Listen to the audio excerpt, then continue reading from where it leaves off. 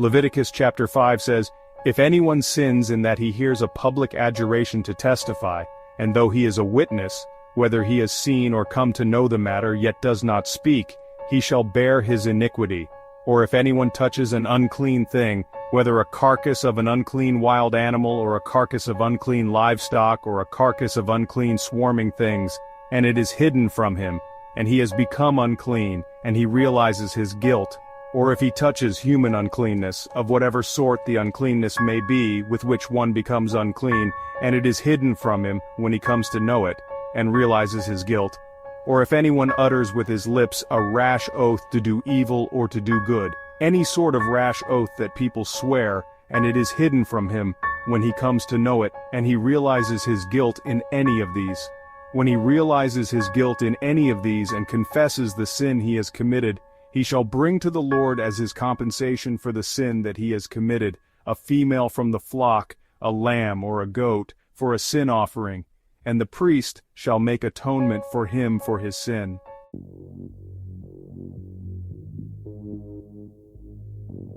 But if he cannot afford a lamb, then he shall bring to the Lord as his compensation for the sin that he has committed 2 turtle doves or 2 pigeons, one for a sin offering and the other for a burnt offering.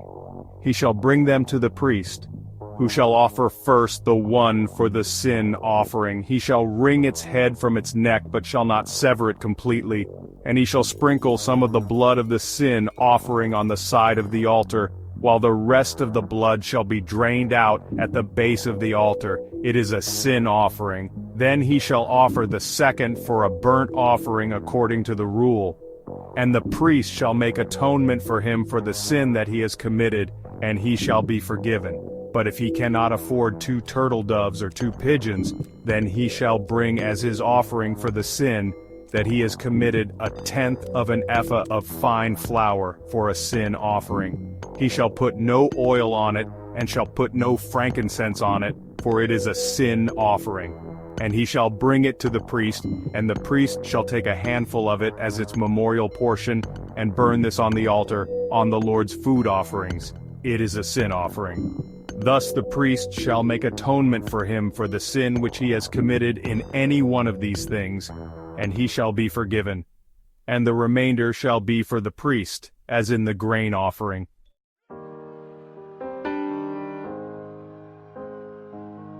The Lord spoke to Moses, saying, "If anyone commits a breach of faith and sins unintentionally in any of the holy things of the Lord, he shall bring to the Lord as his compensation a ram without blemish out of the flock, valued in silver shekels, according to the shekel of the sanctuary, for a guilt offering. He shall also make restitution for what he has done amiss in the holy thing, and shall add 1/5 to it, and give it to the priest. And the priest shall make atonement for him with the ram of the guilt offering, and he shall be forgiven. If anyone sins, doing any of the things that by the Lord's commandments ought not to be done, though he did not know it, then realizes his guilt, he shall bear his iniquity. He shall bring to the priest a ram without blemish out of the flock, or its equivalent, for a guilt offering. And the priest shall make atonement for him for the mistake that he made unintentionally, and he shall be forgiven. It is a guilt offering. He has indeed incurred guilt before the Lord."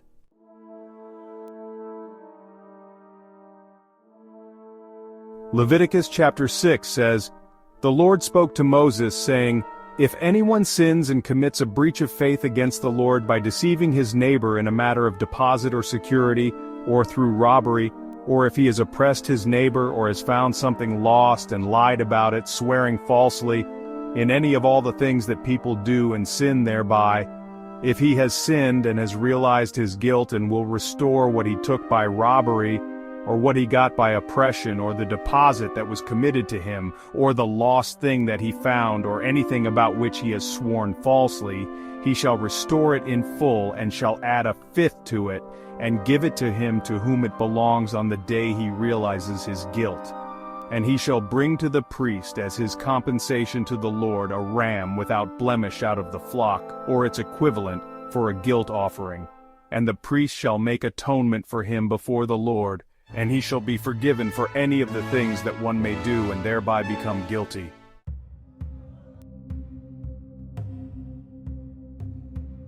The Lord spoke to Moses, saying, Command Aaron and his sons, saying, This is the law of the burnt offering. The burnt offering shall be on the hearth on the altar all night until the morning, and the fire of the altar shall be kept burning on it. And the priest shall put on his linen garment and put his linen undergarment on his body, and he shall take up the ashes to which the fire has reduced the burnt offering on the altar, and put them beside the altar. Then he shall take off his garments and put on other garments and carry the ashes outside the camp to a clean place. The fire on the altar shall be kept burning on it, it shall not go out.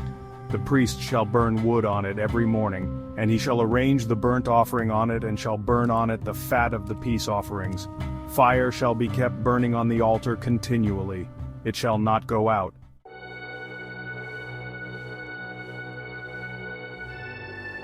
And this is the law of the grain offering.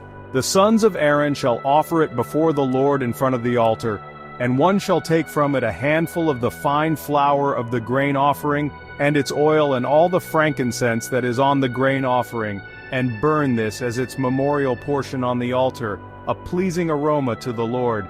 And the rest of it Aaron and his sons shall eat. It shall be eaten unleavened in a holy place. In the court of the tent of meeting they shall eat it. It shall not be baked with leaven. I have given it as their portion of my food offerings. It is a thing most holy, like the sin offering and the guilt offering. Every male among the children of Aaron may eat of it, as decreed forever throughout your generations from the Lord's food offerings.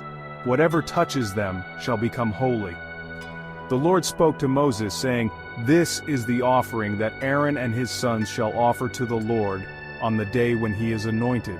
1/10 of an ephah of fine flour as a regular grain offering, half of it in the morning and half in the evening. It shall be made with oil on a griddle. You shall bring it well mixed in baked pieces like a grain offering, and offer it for a pleasing aroma to the Lord. The priest from among Aaron's sons, who is anointed to succeed him, shall offer it to the Lord as decreed forever. The whole of it shall be burned. Every grain offering of a priest shall be wholly burned. It shall not be eaten.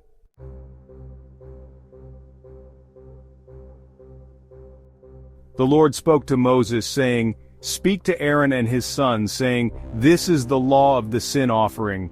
In the place where the burnt offering is killed, shall the sin offering be killed before the Lord. It is most holy. The priest who offers it for sin shall eat it.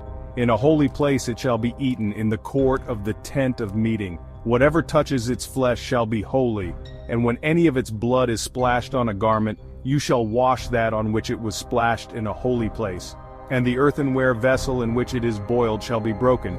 But if it is boiled in a bronze vessel, that shall be scoured and rinsed in water. Every male among the priests may eat of it, it is most holy.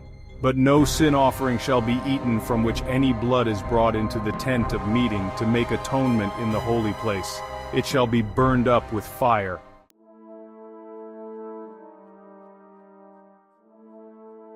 Leviticus chapter 7.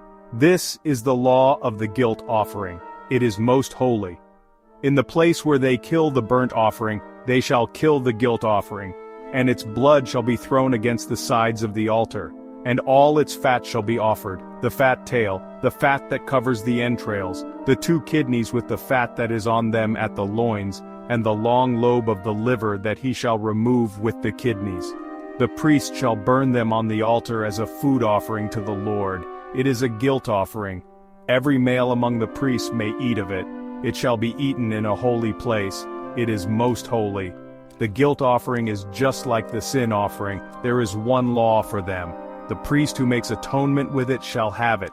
And the priest who offers any man's burnt offering shall have for himself the skin of the burnt offering that he has offered. And every grain offering baked in the oven and all that is prepared on a pan or a griddle shall belong to the priest who offers it.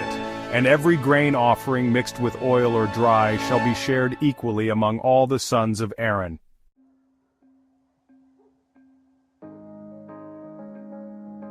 And this is the law of the sacrifice of peace offerings that one may offer to the Lord. If he offers it for a thanksgiving, then he shall offer with the thanksgiving sacrifice unleavened loaves mixed with oil, unleavened wafers smeared with oil, and loaves of fine flour, well mixed with oil.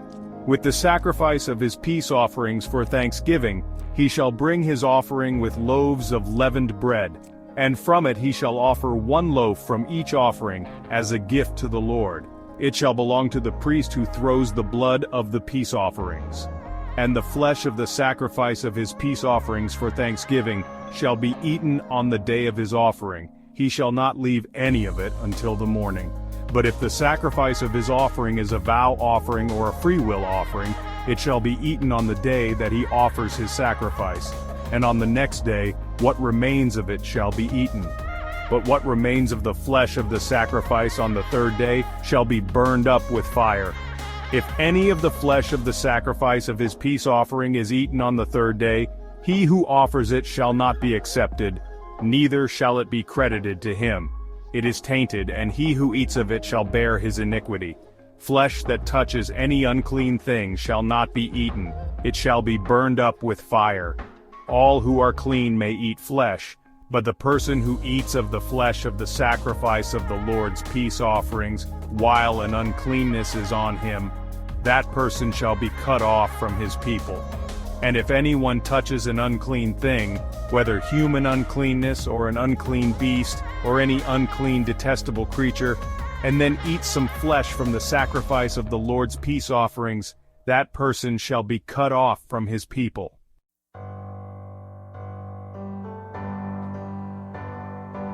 The Lord spoke to Moses, saying, "Speak to the people of Israel, saying, You shall eat no fat of ox or sheep or goat.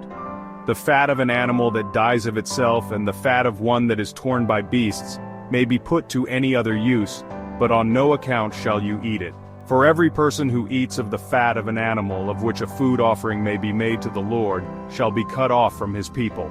Moreover, you shall eat no blood whatever, whether of fowl or of animal, in any of your dwelling places. Whoever eats any blood, that person shall be cut off from his people."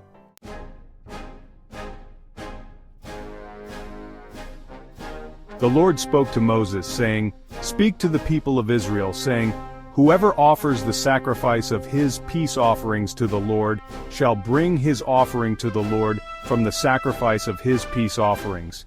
His own hands shall bring the Lord's food offerings. He shall bring the fat with the breast, that the breast may be waved as a wave offering before the Lord.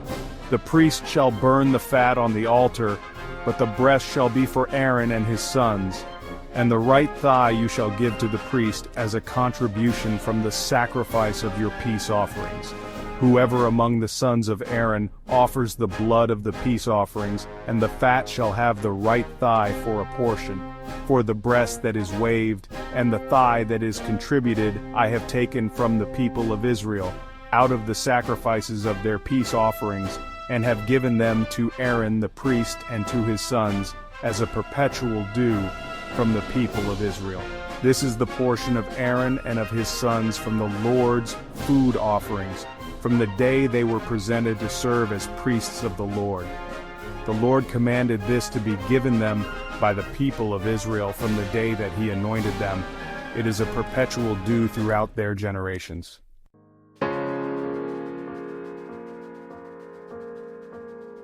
This is the law of the burnt offering, of the grain offering, of the sin offering, of the guilt offering, of the ordination offering, and of the peace offering, which the Lord commanded Moses on Mount Sinai, on the day that he commanded the people of Israel to bring their offerings to the Lord in the wilderness of Sinai.